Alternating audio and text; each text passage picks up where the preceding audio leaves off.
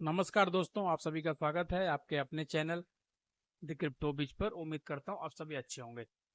दोस्तों, मैंने कल आपको बताया था कि नॉट कॉइन जो एयर ड्रॉप था उसकी लिस्टिंग होने वाली थी अलग अलग प्लेटफॉर्म पर। तो फाइनली कल नॉट कॉइन की लिस्टिंग हो गई अलग अलग प्लेटफॉर्म पर, बाइनेंस से लेकर KuCoin, बाइबिट, बिटगेट, OKX और जितने भी ऑलमोस्ट प्लेटफॉर्म थे सब जगह जो है नॉट कॉइन की लिस्टिंग हो गई।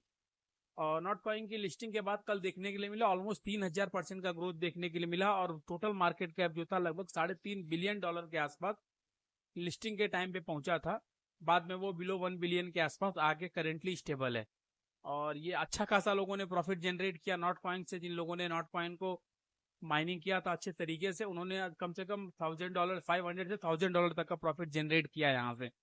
तो बाकी के जो और दूसरे एयर ड्रॉप आने वाले हैं सेम लाइक नॉट कॉइन, आप उन पर फोकस करिए। अगर आपने इसको मिस कर दिया है तो उसकी आप माइनिंग जो है कंटिन्यूअसली जारी रखिए।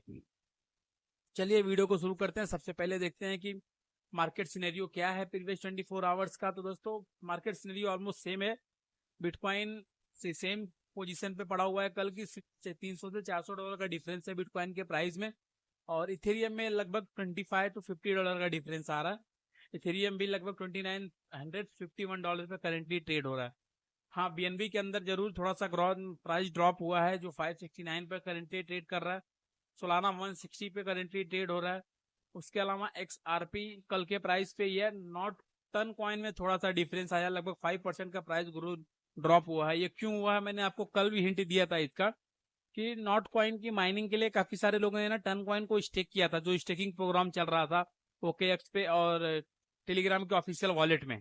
तो जब नॉट कॉइन की माइनिंग खत्म हुई तो लोगों ने उसको टन कॉइन को अपने सेल करना चालू किया। जिन लोगों ने माइनिंग के लिए सिर्फ परचेस किया था उन्होंने अपने टोकन को सेल आउट कर दिया। तो उसका असर देखने के लिए मिला कि कल नॉट कॉइन में ऑलमोस्ट 5% का प्राइस ड्रॉप हुआ। उसके बाद डॉग कॉइन में 3.67% का प्राइस ड्रॉप है। कार्डानो में 1% का ग्रोथ है। शिबा इनू में 2.72 यानी कि ऑलमोस्ट 3% का प्राइस ड्रॉप है।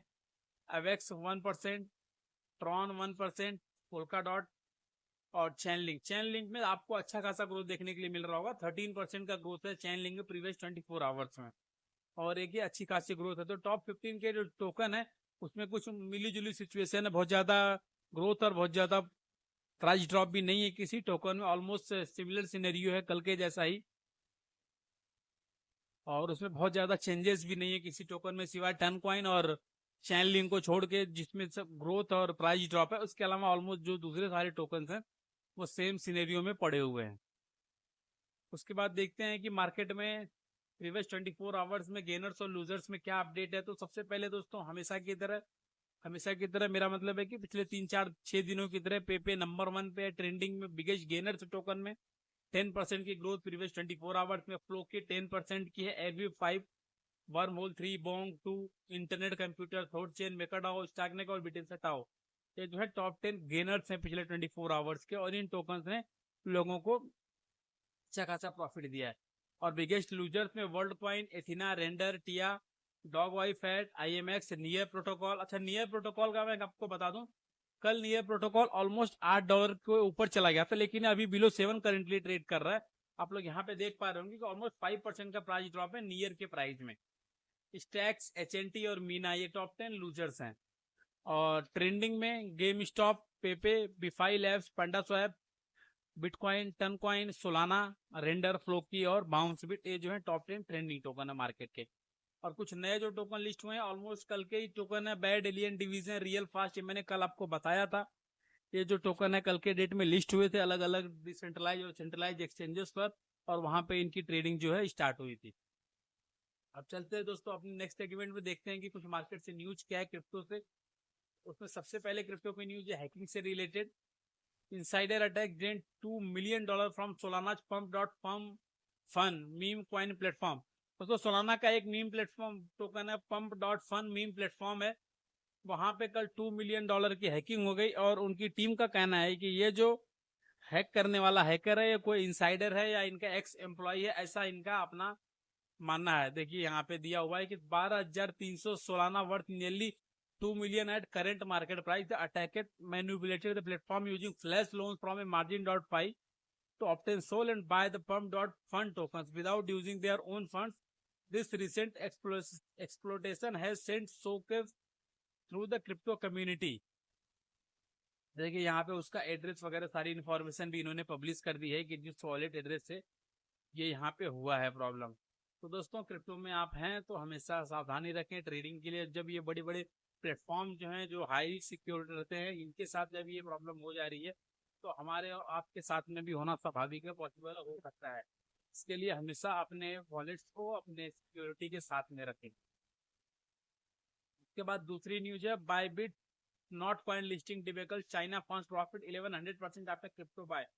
देखिए ये न्यूज नॉट कॉइन की तरफ से थी कि कल नॉट कॉइन जो डिस्ट्रीब्यूट होना था लोगों को, सभी प्लेटफॉर्म पे तो डिस्ट्रीब्यूशन हो गई उसकी, लेकिन जो बायबिट में डिस्ट्रीब्यूशन होनी थी वो बहुत डिले हुआ।